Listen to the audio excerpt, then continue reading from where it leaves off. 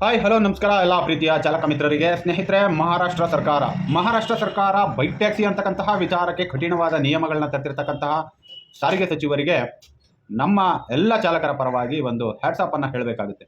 ಏಕೆಂದರೆ ಕರ್ನಾಟಕದಲ್ಲಿ ಮತ್ತು ಭಾರತ ದೇಶದಲ್ಲಿ ಎಲ್ಲವೂ ಕೂಡ ಒಂದೇ ಕಾನೂನಾದರೂ ಕೂಡ ಭಾರತದಲ್ಲಿ, ಅದರಲ್ಲೂ ಕರ್ನಾಟಕದಲ್ಲಿರ್ತಕ್ಕಂತಹ RTO ಇಲಾಖೆ ಅಧಿಕಾರಿಗಳಿಗೆ ಬೈಕ್ ಟ್ಯಾಕ್ಸಿಗಳ ಮೇಲೆ ನಿಯಮವನ್ನು ತೆಗೆದುಕೊಳ್ಬೇಕು ಅಂತಂದರೆ ಏನೋ ಮಹಾನ್ ಬೆಟ್ಟವೇ ತಲೆ ಮೇಲೆ ಬಿದ್ದ ರೀತಿಯಲ್ಲಿ ಆಡ್ತಾರೆ. ಸ್ನೇಹಿತರೆ, ತಮ್ಮೆಲ್ಲರಿಗೂ ಕೂಡ ಗೊತ್ತಿರುವ ಹಾಗೆ ಮಹಾರಾಷ್ಟ್ರ ಸರ್ಕಾರ 2025ರ ಒಂದು ಯೋಜನೆಯನ್ನು ತೆಗೆದುಕೊಂಡು ಬಂದಿತ್ತು.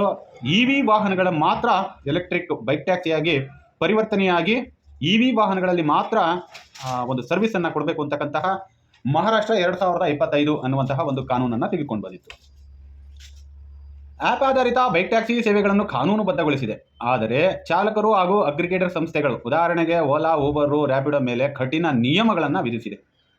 ಇವರು ಬೆಂಗಳೂರಿನಲ್ಲಿ ಏನು ಅಗ್ರಿಗೇಟರ್ ಕಂಪ್ನಿಗಳು ಅವರ ಇಚ್ಛಾನುಸಾರವಾಗಿ ಬಾಲ ಬಿಚ್ಚಿಕೊಂಡು ಒದ್ದಾಡ್ತಾರಲ್ಲ, ಆ ರೀತಿಯಲ್ಲೆಲ್ಲ ಮಹಾರಾಷ್ಟ್ರ ಸರ್ಕಾರಗಳು ಬಾಲ ಬಿಚ್ಚೋದಕ್ಕೆ ಅವಕಾಶಗಳನ್ನ ಕೊಟ್ಟಿಲ್ಲ. ಹಲವಾರು ನಿಯಮಗಳು, ನಿಬಂಧನೆಗಳನ್ನು ಹೇರಿ ತನ್ನ ಹಿಡಿತದಲ್ಲಿಟ್ಕೊಳ್ಳೋದಕ್ಕೆ ಸತತ ಪ್ರಯತ್ನವನ್ನು ಪಡ್ತಿರ್ತಕ್ಕಂತಹ ಸರ್ಕಾರ ಮಹಾರಾಷ್ಟ್ರ ಸರ್ಕಾರ. ಸ್ನೇಹಿತರೆ, ಪ್ರಯಾಣಿಕರ ಸುರಕ್ಷತೆ ಮತ್ತು ಸೇವೆಯ ಗುಣಮಟ್ಟವನ್ನು ಖಚಿತಪಡಿಸ್ಕೋಬೇಕು.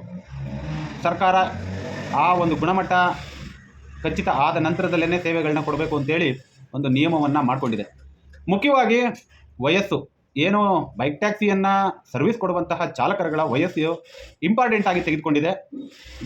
20 ವರ್ಷದಿಂದ 50 ವರ್ಷಗಳ ಒಳಗಡೆನೇ ಇರಬೇಕು.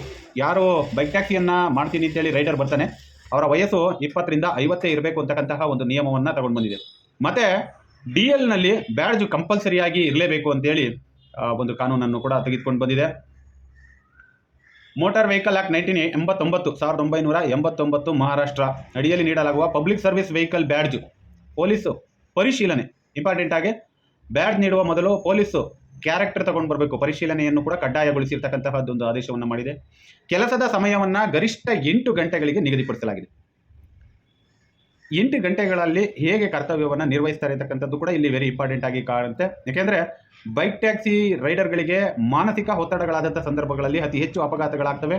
ಮತ್ತು ಸತತವಾಗಿ 8 ಗಂಟೆಗಳ ಕಾಲ ಒಬ್ಬ ಮನುಷ್ಯ ವಾಹನವನ್ನು ಓಡಿಸಿದರೆ ಮುಂದಿನ ಆರೋಗ್ಯದ ಸ್ಥಿತಿಗತಿಗಳೇನು, ಇವೆಲ್ಲವನ್ನು ಕೂಡ ಕನ್ಸಿಡರ್ ಮಾಡಿದ್ದಾರೆ ಅಂತ ಅನ್ಕೋಬೇಕಾಗುತ್ತೆ. ಈ ಎಲ್ಲದನ್ನು ಕನ್ಸಿಡರ್ ಮಾಡಿಯೇ ಒಬ್ಬ ಬೈಕ್ ಟ್ಯಾಕ್ಸಿ ರೈಡರ್ಗೆ 8 ಗಂಟೆಗಳ ಸಮಯವನ್ನು ನಿಗದಿಪಡಿಸಲಾಗಿದೆ. ಸುರಕ್ಷತಾ ತರಬೇತಿಯನ್ನು ಕೂಡ ಕೊಡಬೇಕು. ಅಗ್ರಿಗೇಟರ್ ಸಂಸ್ಥೆಗಳು ಪ್ರತಿ 3 ತಿಂಗಳಿಗೊಮ್ಮೆ ಚಾಲಕರಿಗೆ ಸುರಕ್ಷತಾ ಹಾಗೂ ಕೌಶಲ್ಯ ತರಬೇತಿಯನ್ನು ನೀಡಬೇಕು ಅಂತೇಳಿ ಒಂದು ಕಾನೂನನ್ನು ಮಾಡಿದ್ದಾರೆ. ಆದರೆ ಈ ಗೈಡ್ಲೈನನ್ನು ಎಷ್ಟು ಚಾಚು ತಪ್ಪದೆ ಕಂಪನಿಗಳು ಪಾಲಿಸ್ತಾರೆ ಅಂತಕ್ಕಂಥದ್ದನ್ನು ಕೂಡ ನೋಡಬೇಕಾಗುತ್ತೆ. ಏಕೆಂದರೆ ಸರ್ಕಾರಗಳು ತಗೊಂಡು ಬಂದಿರತಕ್ಕಂತಹ ಈ ನಿಯಮಗಳನ್ನ ಸರ್ಕಾರಗಳೇ ಹೇಗೆ ಮುರಿದು ತನ್ನ ಆಡಳಿತವನ್ನು ಮಾಡ್ತಾ ಇದ್ದಾವೆ ಅಂತಕ್ಕಂಥದ್ದನ್ನು ನಾವು ಕಾಣ್ತಾ ಇದ್ದೀವಿ. ಸ್ಥಳೀಯ ಮಾರ್ಗಗಳ ಅರಿವು, ಉದಾಹರಣೆಗೆ ನಮ್ಮದು ಬೆಂಗಳೂರಿನಲ್ಲಿ ಒಂದು ಏರಿಯಾ ಇದೆ ಅಂದರೆ ಆ ಲೋಕಲ್ ಏರಿಯಾದ ಬಗ್ಗೆ ಅವರಿಗೆ ಮಾರ್ಗಗಳು, ರೋಡ್ಗಳ ಬಗ್ಗೆ ಚೆನ್ನಾಗಿ ಅರಿವಿರಬೇಕು ಅಂತಕ್ಕಂತಹ ಒಂದು ವಿಚಾರವನ್ನು ಕೂಡ ತಗೊಂಡು ಬಂದಿದ್ದಾರೆ. ಸಮರ್ಪಕ ಕಾರ್ಯಾಚರಣೆ ಪ್ರದೇಶದ ರಸ್ತೆಗಳು ಮತ್ತು ಮಾರ್ಗಗಳ ಬಗ್ಗೆ ಸಮರ್ಪಕ ಜ್ಞಾನ ಇರಬೇಕು. ಅಗ್ರಿಗೇಟರ್ ಸಂಸ್ಥೆಗಳು ಮತ್ತು ವಾಹನಗಳಿಗೆ ನಿಯಮಗಳನ್ನು ತಗೊಂಡು ಬಂದಿದ್ದಾರೆ. ವಿದ್ಯುತ್ ಬೈಕ್ ಕಡ್ಡಾಯ. ಇಲ್ಲೇನು ಪೆಟ್ರೋಲ್ ವೆಹಿಕಲ್ಗಳಲ್ಲಿ ಬೆಂಗಳೂರಿನಲ್ಲಿ ಎಗ್ಗಿಲ್ಲದೆ ಓಡಾಡ್ತಾ ಇದ್ದಾವಲ್ಲ, ಆ ರೀತಿಯಾದ ಕಾನೂನುಗಳಿಲ್ಲ. ಅಲ್ಲೇನಿದ್ರು EV ವಾಹನಗಳೇ ಇರಬೇಕು. 100% ಎಲೆಕ್ಟ್ರಿಕ್ EV ವಾಹನಗಳು, ದ್ವಿಚಕ್ರ ವಾಹನಗಳು ಮಾತ್ರ ಬೈಕ್ ಟ್ಯಾಕ್ಸಿಯಾಗಿ ಕಾರ್ಯನಿರ್ವಹಿಸಬಹುದು. ಪೆಟ್ರೋಲ್ ಬೈಕ್ಗಳಿಗೆ ಸಂಪೂರ್ಣ ನಿಷೇಧವನ್ನು ಹೇರಲಾಗಿದೆ.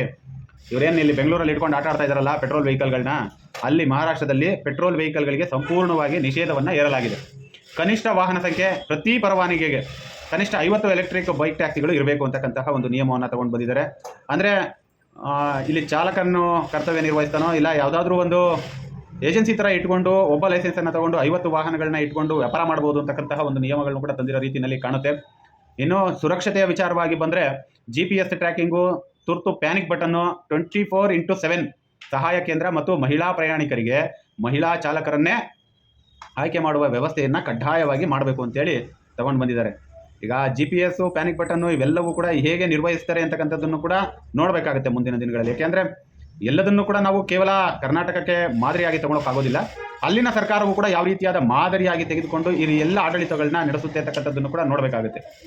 ಇನ್ನು ಬುಕ್ಕಿಂಗ್ ವಿಚಾರಕ್ಕೆ ಬಂದರೆ ಅಧಿಕೃತವಾಗಿ ಆನ್ಲೈನ್ನಲ್ಲಿ ಡಿಜಿಟಲ್ ಪ್ಲಾಟ್ಫಾರ್ಮ್ ವೇದಿಕೆಗಳಲ್ಲೇ ಬುಕ್ಕಿಂಗ್ ಆಗಬೇಕು.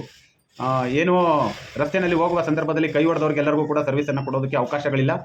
ನೇರವಾಗಿ ಪ್ಲಾಟ್ಫಾರ್ಮ್ನ ಮುಖಾಂತರವಾಗಿಯೇ ಬುಕಿಂಗ್ ಆಗಬೇಕು. ಆ ಬುಕಿಂಗನ್ನು ಮಾತ್ರ ಅವರು ಅಕ್ಸೆಪ್ಟ್ ಮಾಡಿ ಸರ್ವಿಸನ್ನು ಕೊಡಬೇಕು. ಇನ್ನು ಇನ್ಸೂರೆನ್ಸ್ ವಿಚಾರಕ್ಕೆ ಬಂದರೆ, ಅಪಘಾತ ಆಗಿ ಏನಾದರೂ ಮರಣ ಹೊಂದಿದರೆ 2 ಲಕ್ಷ ರೂಪಾಯಿವರೆಗೆ ಅಪಘಾತ ಪರಿಹಾರ ವಿಮೆಯನ್ನು ಒದಗಿಸ್ತೀವಿ ಅಂತಕ್ಕಂತಹ ಒಂದು ವಿಚಾರವನ್ನು ತಗೊಂಡು ಬಂದಿದ್ದಾರೆ. ಇನ್ನು ದರ ಹಾಗೂ ದೂರ ಮಿತಿ, ಇದು ಇಂಪಾರ್ಟೆಂಟ್. ಏನಂದರೆ ದರವನ್ನು ಯಾರು ನಿಗದಿಪಡಿಸ್ತಾರೆ ಬೈಕ್ ಟ್ಯಾಕ್ಸಿಗೆ ಅಂತಕ್ಕಂಥದ್ದು ಇಲ್ಲೊಂದು ಬಹುದೊಡ್ಡ ಚರ್ಚಿತವಾದಂತಹ ವಿಚಾರವಾಗಿತ್ತು. ಹಾಗಾಗಿ ಸರ್ಕಾರವೇ ಈ ದರವನ್ನು ನಿಗದಿಪಡಿಸುತ್ತೆ. ಇನ್ನು ಮುಂದೆ ಅಗ್ರಿಗೇಟರ್ ಕಂಪ್ನಿಗಳು ಅವ್ರ ಇಷ್ಟಾನುಸಾರವಾಗಿ ಕೊಡೋದಕ್ಕೆ ಅವಕಾಶಗಳನ್ನ ಕಿತ್ಕೊಳ್ತಾ ಇದೆ. ಸರ್ಕಾರವೇ ಒಂದು ದರವನ್ನು ನಿಗದಿಪಡಿಸುತ್ತೆ RTO ಇಲಾಖೆಗೆ ಸಂಬಂಧಪಟ್ಟ ಅಧಿಕಾರಿಗಳಿಂದ. ಮತ್ತು ಇನ್ನು ದೂರ ಮಿತಿ ಬಂದು ಎಲ್ಲಿ ಅವರ ಏರಿಯಾ ಇರುತ್ತೆ ಆ ಏರಿಯಾದಿಂದ 15 ಕಿಲೋಮೀಟರ್ನ ಒಂದು ರೇಡಿಯೇಷನ್ ಒಳಗಡೆ ಅವರು ಕರ್ತವ್ಯವನ್ನು ನಿರ್ವಹಿಸಬೇಕು ಅಂತಕ್ಕಂಥ ಒಂದು ನಿಯಮವನ್ನು ಕೂಡ ತೆಗೆದುಕೊಂಡು ಬಂದಿದ್ದಾರೆ.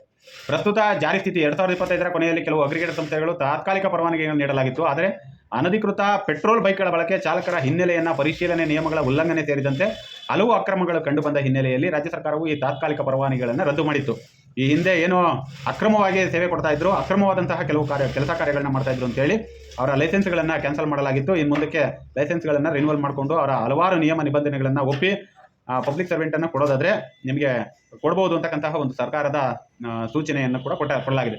ಪ್ರಸ್ತುತ ಸರ್ಕಾರವು ಯಾವುದೇ ಬೈಕ್ ಟ್ಯಾಕ್ಸಿ ಸಂಸ್ಥೆ ಮತ್ತು ಎಲ್ಲ ಸುರಕ್ಷತಾ ಮತ್ತು ಎಲೆಕ್ಟ್ರಿಕ್ EV ಸಂಬಂಧಿತ ನಿಯಮಗಳನ್ನು ಸಂಪೂರ್ಣವಾಗಿ ಪಾಲಿಸಿದ ನಂತರವೇ ಕಾರ್ಯಾಚರಣೆಗೆ ಅವಕಾಶ ನೀಡ್ತೀವಿ ಅಂತೇಳಿ ಸ್ಪಷ್ಟವಾಗಿ ಮಹಾರಾಷ್ಟ್ರ ಸರ್ಕಾರ ತಿಳಿಸ್ಕೊಟ್ಟಿದೆ. ಇಲ್ಲೂ ಕೂಡ BJP ಸರ್ಕಾರ ಇದ್ದಂಥ ಸಂದರ್ಭದಲ್ಲಿ EV ವಾಹನಗಳಿಗೆ ಅಂತೇಳಿ ಒಂದು ಕಾನೂನನ್ನು ತೆಗೆದುಕೊಂಡು ಬಂದಿತ್ತು. ಆ ಕಾನೂನನ್ನು ಎಷ್ಟು ಸ್ಪಷ್ಟವಾಗಿ ಈ ಕಂಪನಿಗಳೆಲ್ಲವೂ ಕೂಡ ಮಾಡಿದ್ದಾರೆ ಅಂತಕ್ಕಂಥದ್ದನ್ನು ನಾವು ಇಲ್ಲಿ ಕರ್ನಾಟಕದಲ್ಲಿ ಕಂಡಿದ್ದೀವಿ. ಆದರೆ ಮಹಾರಾಷ್ಟ್ರದಲ್ಲಿ ಇರ್ತಕ್ಕಂಥ ನಿಯಮಗಳು ಮತ್ತು ಅವರು ಸ್ಟಿಂಗ್ ಆಪರೇಷನ್ಗಳನ್ನ ಮಾಡ್ತಾ ಇರ್ತಕ್ಕಂಥದ್ದು ಮತ್ತು ಹಿಡಿದು ದಂಡವನ್ನು ಹಾಕ್ತಾ ಇರುವಂತಹ ಪರಿಸ್ಥಿತಿಯನ್ನು ನೋಡಿದಂಥ ಸಂದರ್ಭದಲ್ಲಿ ಕಾನೂನಿನ ತಲೆಯನ್ನು ಬಾಗಿ ಈ ಎಲ್ಲ ಕಂಪನಿಗಳು ಕೂಡ ಓಲಾ, ಉಬರು, ರ್ಯಾಪಿಡ್ ಆಗ್ಬೋದು, ಕಂಪನಿಗಳು ತಲೆ ಬಾಗಿ ಕೆಲಸವನ್ನು ಮಾಡಲೇಬೇಕಾಗುತ್ತೆ. ಏಕೆಂದರೆ ಎಲ್ಲ ರಾಜ್ಯಗಳಲ್ಲೂ ಕೂಡ ಎಲ್ಲ ರಾಜಕಾರಣಿಗಳನ್ನು ಕೂಡ ಬುಟ್ಟಿಗೆ ಹಾಕ್ಕೊಂಡು ರಾಜಕೀಯ ಮಾಡ್ತೀನಿ, ನಾನು ಆಡಿದ್ದೇ ಆಟ ಅನ್ನೋ ರೀತಿಯಲ್ಲಿ ಆಡಳಿತವನ್ನು ಮಾಡೋದಕ್ಕಾಗೋದಿಲ್ಲ. ಕೆಲವು ಸಂದರ್ಭಗಳಲ್ಲಿ ಕಠಿಣವಾದಂತಹ ನಿಯಮಗಳ ತರುವಂತಹ ಸಚಿವರುಗಳನ್ನು ಕೂಡ ಕಾಣ್ತೀವಿ. ಅಂತಹ ಒಂದು ಸಚಿವರು ಆಗಿರೋದ್ರಿಂದಲೇ ಮಹಾರಾಷ್ಟ್ರದಲ್ಲಿ ಇಂತಹ ಹಲವಾರು ನಿಯಮ ನಿಬಂಧನೆಗಳ ಜೊತೆಯಲ್ಲಿ ಒಂದು ಷರತ್ತುಗಳನ್ನು ವಿಧಿಸಿ ಸುತ್ತೋಲೆಯನ್ನು ಕೊಟ್ಟಿದ್ದಾರೆ. ನೋಡೋಣ ಮುಂದಿನ ದಿನಗಳಲ್ಲಿ ಈ ಅಗ್ರಿಗೇಟರ್ಗಳ ಬಾಲವನ್ನು ಹೇಗೆ ಮಹಾರಾಷ್ಟ್ರ ಸರ್ಕಾರ ಕಟ್ ಮಾಡುತ್ತೆ ಅಂತಕ್ಕಂತಹ ವಿಚಾರವಾಗಿ ಕಾದು ನೋಡೋಣ. ಧನ್ಯವಾದಗಳು.